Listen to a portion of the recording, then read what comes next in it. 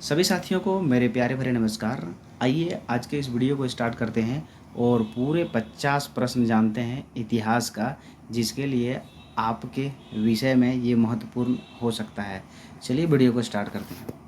पहला प्रश्न है, वो जानते हैं कि इतिहास के तहत अध्ययन किया जाता है।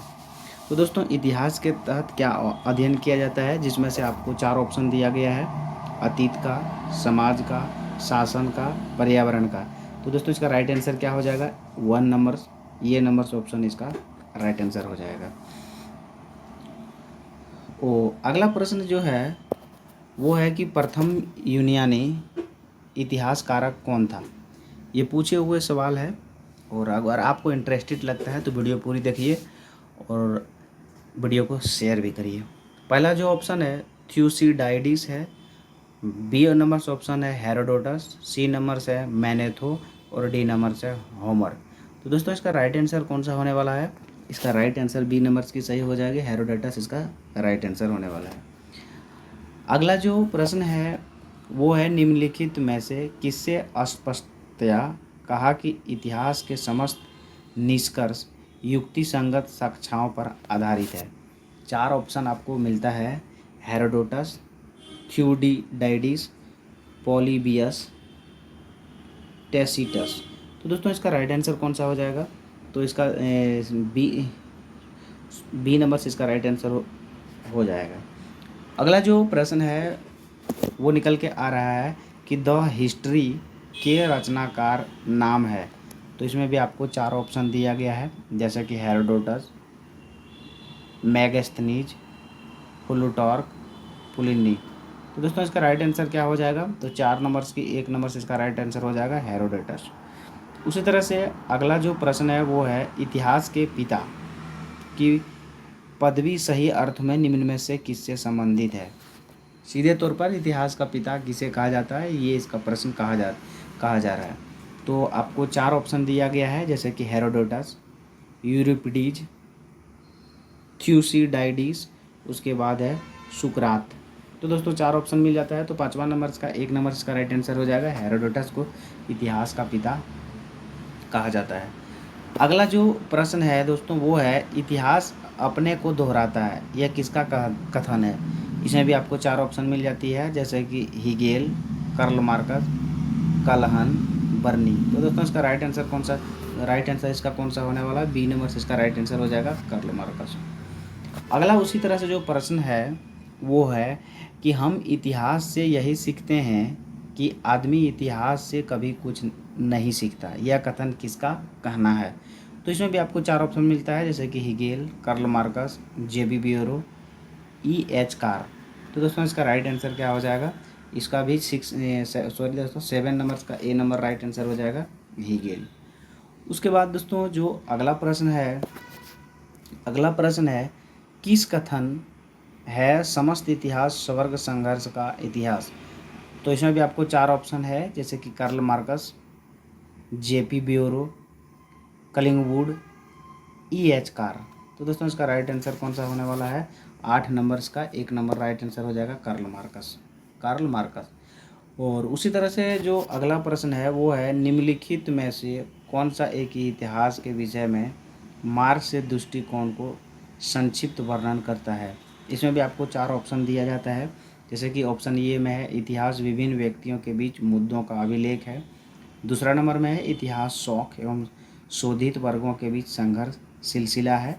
सी नंबर्स में है, इतिहास अतीत की घटना का विश्वसनीय अभिलेख है। और 4 नंबर से इनमें से कोई नहीं। तो दोस्तों, इसका जो 9 नंबर्स का ऑप्शन है, ये बी नंबर का सही आंसर इसका हो जाएगा। और 10वां नंबर का जो प्रश्न है वो है, निम्नलिखित में से किसने द्वंद्वात्मक भौतिकवाद एवं सिद्धांतवाद का प्रतिपादन किया। तो इसमें भी आपको दोस्तों 4 ऑप्शन दिया जाता है, जैसे कि हीगल, मार्क्स, एंजीस, लेनिन। तो इसका राइट आंसर कौन सा हो जाएगा दोस्तों?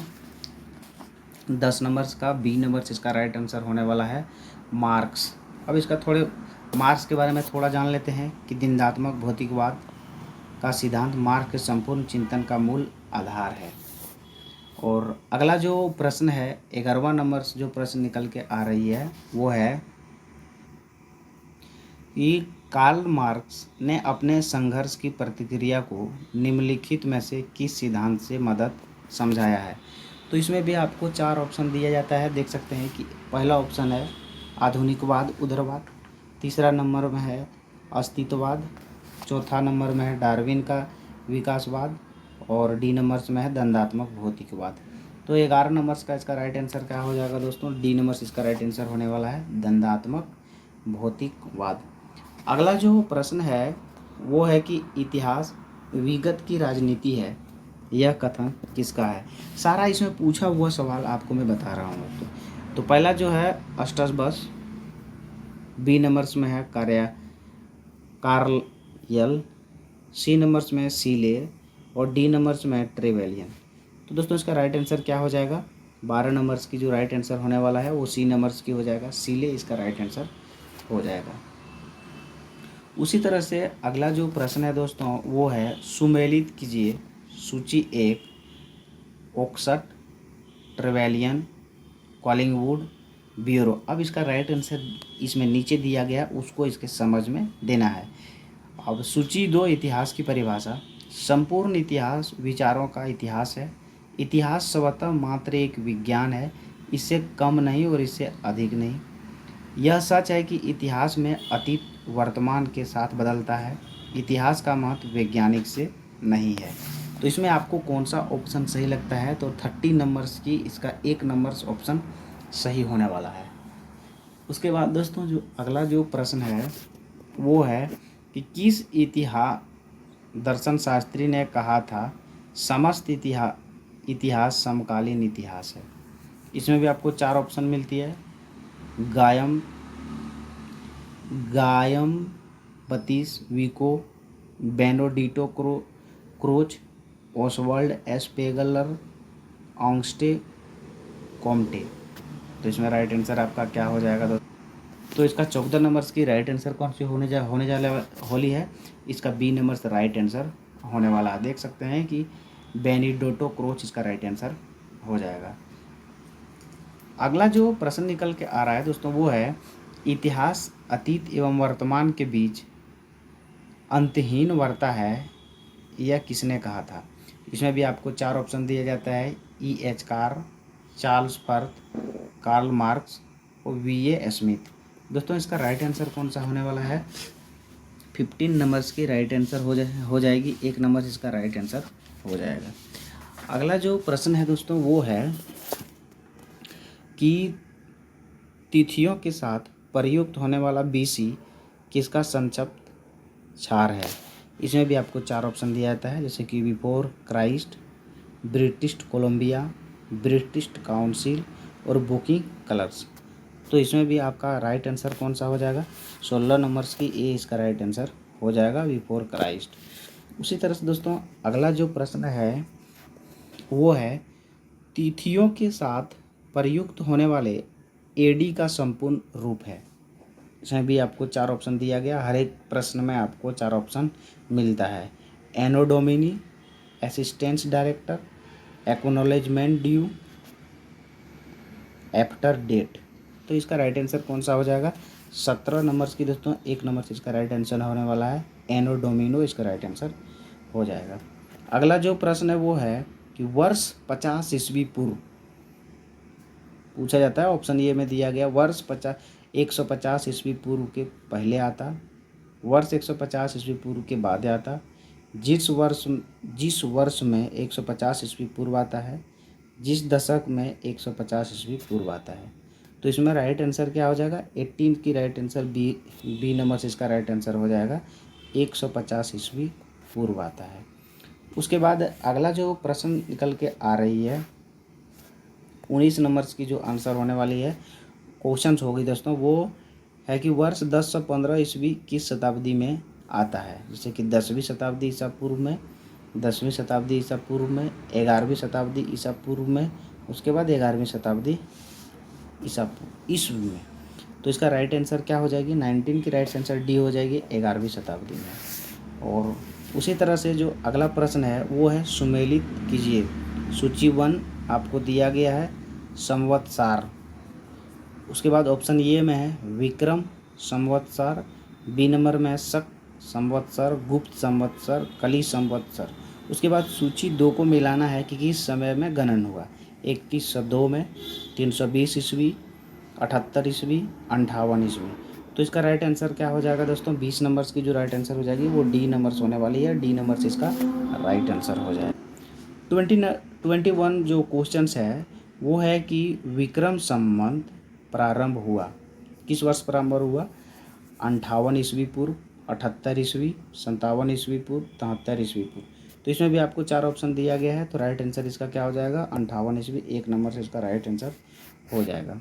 उसी तरह से दोस्तों जो अगला प्रश्न है वो है कि शक सावंत का प्रारंभिक किस सम्राट के शासनकाल में 7800 ईस्वी में हुआ था? 4 ऑप्शन दे दिया गया है, अशोक, कनिक, हर्ष, समुद्रगुप्त। तो 22 का राइट आंसर क्या हो जाएगा? बी नंबर से इसका राइट आंसर हो जाएगा। उसी तरह से अगला जो प्रश्न है कि भारत का राष्ट्रीय पंचांग नेशनल कैलेंडर किस संबंध पर आधारित है? इसमें भी आपको दोस्तों 4 ऑप्शन दिया गया है, कलिक संबंध, विकम संबंध, शक संबंध, इनमें से कोई नहीं। तो इसका राइट आंसर कौन सा हो जाएगा? 32 का राइट आंसर हो जाएगा, सी इसका राइट आंसर हो जाएगा, जिसे शक संबंध कहा जाता है। तो 24 नंबर की जो क्वेश्चंस है वो है गुप्त संबंध 1319 से 1320 ईस्वी को प्रारंभ करने का श्रेय किसे दिया जाता है? 4 ऑप्शन है, जैसे कि चंद्रगुप्त 1, चंद्रगुप्त 2, समुद्रगुप्त और स्कंदगुप्त। तो इसमें 24 का राइट आंसर क्या हो जाएगा? 1 नंबर से इसका 24 का राइट आंसर होने वाला है, चंद्रगुप्त हो जाएगा। अगला जो प्रश्न है वो है कि चंद्रगुप्त प्रथम ने गुप्त संबंध का प्रारंभिक किस उपलक्ष्य में किया? इसमें भी आपको 4 ऑप्शन दिया गया है, जैसे कि अपने राजरोहण के स्मारक के रूप में, शकों के उन्मूलन के उपलक्ष्य में, हुक्का को परास्त करने के उपलक्ष्य में, इनमें से कोई नहीं। तो इसमें भी आपका राइट आंसर क्या हो जाएगा? 25 का 1 नंबर से इसका राइट आंसर होने वाला है।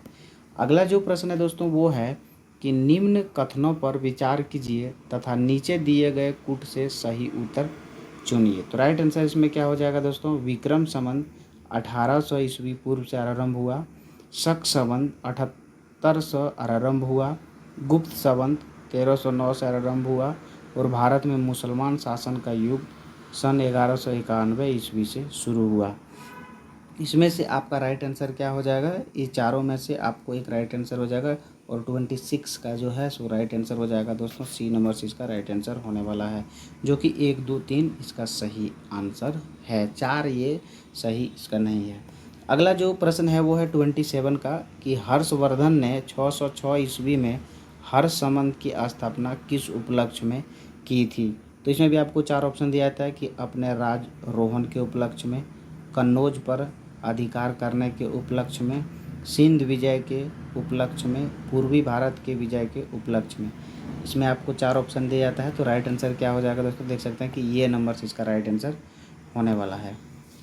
अगला जो प्रश्न है वो है निम्नलिखित में से वह कौन सा संबंध है जो कलचुरियों द्वारा प्रयुक्त किए जाने के कारण कलचुरियों संबंध में भी कहलाता है?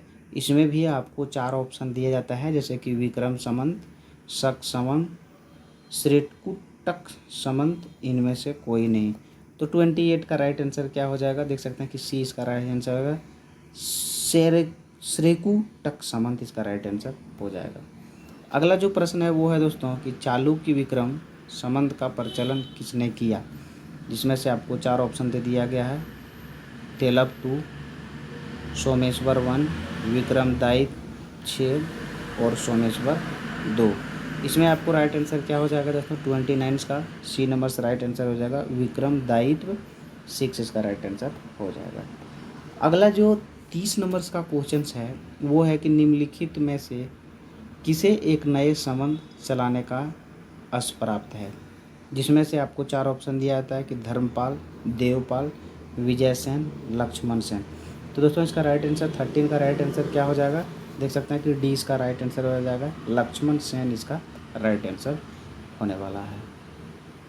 अगला जो हमारे प्रश्न है 31, वो है कि निम्नलिखित में कौन सा वर्ष दिसंबर 2009 में से शक सावंत का वर्ष होगा। ये भी आपको 4 ऑप्शन दिया था, 1931, 1952, 2066, 2087। दोस्तों इसका राइट आंसर 31 का राइट आंसर क्या हो जाएगा, 31 का 1 नंबर से राइट आंसर हो जाएगा, जिसे 1931 का सही आंसर हो जाएगा। अगला जो प्रश्न है दोस्तों वो 32 का है कि विक्रम संवत 2027 का ईस्वी संवत में रूपांतरित करने पर मान्य होगा। इसमें भी 4 ऑप्शन दिया जाता है, जैसे कि 2070 ईस्वी पूर्व, 2027 ईस्वी, 2013 ईस्वी पूर्व, 2013 ईस्वी से। तो 32 का राइट आंसर क्या हो जाएगा दोस्तों, 32 का राइट आंसर डी होने वाला है, 2013 ईस्वी। अगला जो प्रश्न है वो है कि विक्रम एवं शक सावंत के आरंभ के बीच कितने वर्ष का अंतर है। 4 ऑप्शन है, 21 वर्ष, 78 वर्ष, 135 वर्ष, 248 वर्ष। तो 33 का राइट आंसर क्या हो जाएगा दोस्तों, सी नंबर से इसका राइट आंसर हो जाएगा 135 वर्ष। अगला जो प्रश्न है वो है कि पुलकेशिन वन का वादामी शिलालेख शक वर्ष 2065 का दिनांकित है। यदि इससे विक्रम संवत में दिनांकित करना हो तो वर्ष होगा। इसमें भी आपको 4 ऑप्शन दिया जाता है, जैसे कि 600, 300, 330, 407। तो 34 का राइट आंसर क्या हो जाएगा दोस्तों, 600 इसका राइट आंसर होगा, जिसका ऑप्शन ये सही होगा। उसी तरह से अगला जो प्रश्न है वो है कि कैलेंडर में सन 2063 लिखा हुआ है तो शक सावंत क्या होगा। इसमें भी 4 ऑप्शन दिया जाता है, 1908, 1918, 1928 और 1938 साके। तो इसमें भी आपको राइट आंसर कौन सा हो जाएगा दोस्तों, 35 का राइट आंसर सी नंबर्स का होने वाला है, जो 1928 साके इसका राइट आंसर होने वाला है। और अगला जो प्रश्न है वो है कि पुरातत्व में स्तर विन्यास पद्धति निम्नलिखित में से किसको समझने के लिए प्रयुक्त की जाती है। 4 ऑप्शन है, किसी संस्कृत के विस्तार की सीमा, भौतिक अवशेष की क्रमिक निष्पेक्ष, बस्ती निवासियों के शारीरिक लक्षण और दुधारी पशुओं के संख्या की संपत्ति। तो इसमें से आपका राइट आंसर कौन सा हो जाएगा, 36 का राइट आंसर बी नंबर से होने वाला है। देख सकते हैं कि भौतिक अवशेष के क्रमिक निवेश इसका राइट आंसर होने वाला है। अगला जो प्रश्न है वो है दोस्तों कि कार्बन 14 तिथि निर्धारण पद्धति का विकास क्या है। इसमें भी 4 ऑप्शन आपको दिया जाता है, जैसे कि हेरोडोटस ने, हीगेल ने, वी.ए. स्मिथ ने, विलर्ड लिबी ने। तो इसमें से आपका राइट आंसर कौन सा हो जाएगा दोस्तों, 37 का राइट आंसर डी नंबर से हो जाएगा, विलर्ड लिबी ने। विलर्ड लिबी क्या है, रेडियो कार्बन तिथि निर्धारण सन 1949 में रासायनिक शास्त्री विलर्ड लिबी के द्वारा रेडियो कार्बन विधि का आविष्कार किया गया था। तो विलर्ड लिबी आप समझ गए होंगे कौन है। तो उसी तरह से अगला जो प्रश्न है दोस्तों वो है कि काष्ठ, अस्थि, शंख, पुरातत्वीय नमूने का काल निर्धारण करने के लिए निम्नलिखित में से कौन सा अपनाया जाता है। 4 ऑप्शन दिया गया है, जैसे कि कार्बन 14, कार्बन 40, आइसोटॉप, ट्रांसियम 90 और यूरेनियम 238। तो इसमें से राइट आंसर आपका कौन सा हो जाएगा, 38 की जो राइट आंसर 1 नंबर हो जाएगा, कार्बन 14 इसका राइट आंसर होने वाला है। अगला जो प्रश्न है वो है कि कार्बन डेटिंग निम्न की आयु निर्धारित हेतु प्रयुक्त होती है। इसमें भी आपको 4 ऑप्शन मिलती है, जैसे कि जीवाश्म, पौधे, चट्टानें, इनमें से कोई नहीं। दोस्तों 39 के जो राइट आंसर हो जाएगा वो हो जाएगा, क्या हो जाएगा, जीवाश्म।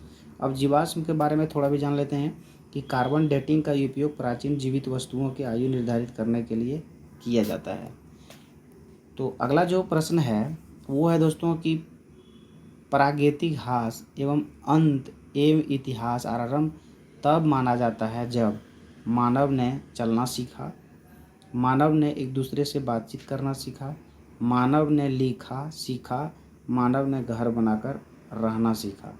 तो इसमें से आपको राइट आंसर क्या हो जाएगा, 40 का सी नंबर से देख सकते हैं कि इसका राइट आंसर, सॉरी दोस्तों मैंने डी पर क्लिक कर दिया। सी नंबर से इसका मानव ने लिखना सीखा, ये इसका राइट आंसर हो जाएगा। 41 का जो क्वेश्चन है वो है भारत के संदर्भ में ऐतिहासिक काल का आरंभ कब से माना जाता है, जिसमें से आपको 4 ऑप्शन दिया गया है, जैसे कि 30 लाख ईस्वी पूर्व से ऑप्शन ए में, बी नंबर में 3000 ईस्वी पूर्व से, 6000 ईस्वी पूर्व, 647 ईस्वी पूर्व। तो इसका राइट आंसर कौन सा हो जाएगा दोस्तों? 41 का राइट आंसर सी नंबर से हो जाएगा। देख सकते हैं कि 6000 ईस्वी पूर्व।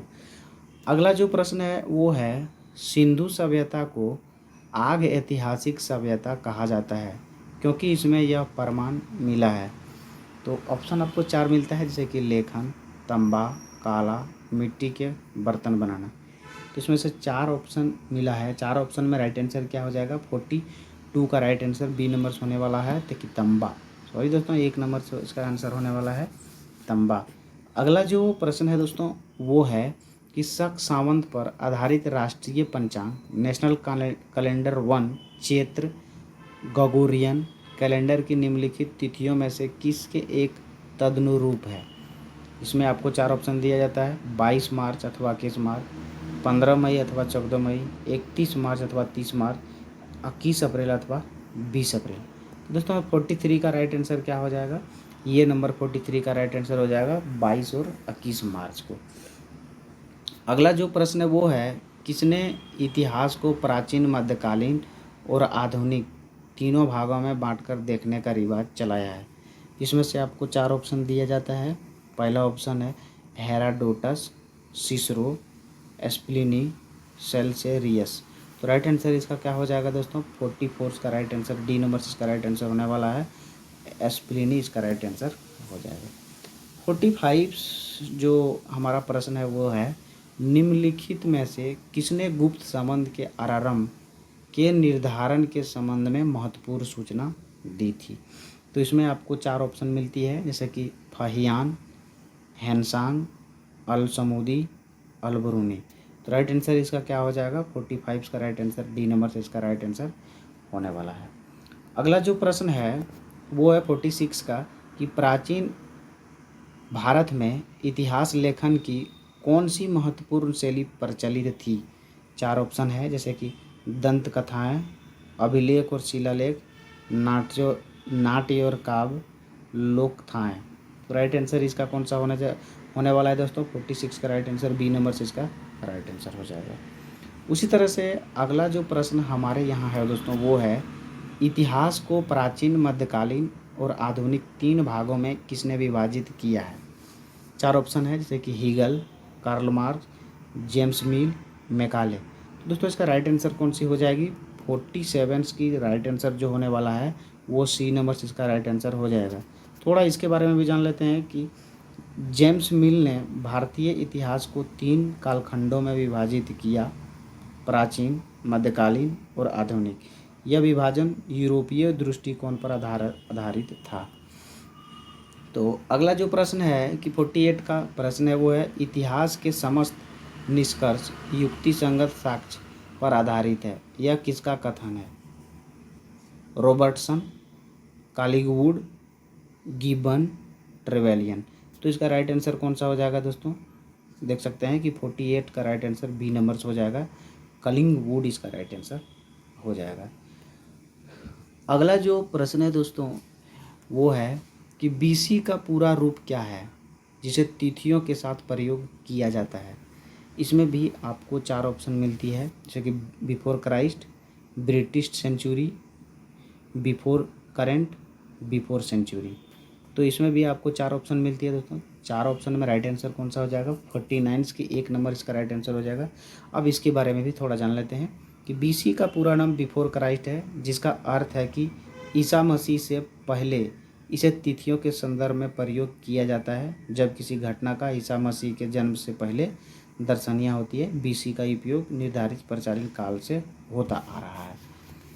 अगला जो प्रश्न है वो हमारा लास्ट प्रश्न होगा। तो वो लास्ट प्रश्न क्या है कि इतिहास अतीत और वर्तमान के बीच एक अंतहीन वार्ता है, यह इतिहासकार का प्रसिद्ध कथन है। तो इसमें भी आपको राइट आंसर कौन सा हो जाएगा? E H Carr, AJ Toynbee, Karl Marx, George सटायन। दोस्तों इसका राइट आंसर कौन सा हो जाएगा? 50 नंबर्स की एक राइट आंसर हो जाएगा, 1 नंबर्स की EH कार इसका राइट आंसर होने वाला है। आई होप दोस्तों अगर आपको ये वीडियो अच्छी लगी हो तो लाइक कर दीजिएगा, दोस्तों के साथ शेयर कर दीजिएगा। मिलते हैं नए वीडियो में नए टॉपिक के साथ।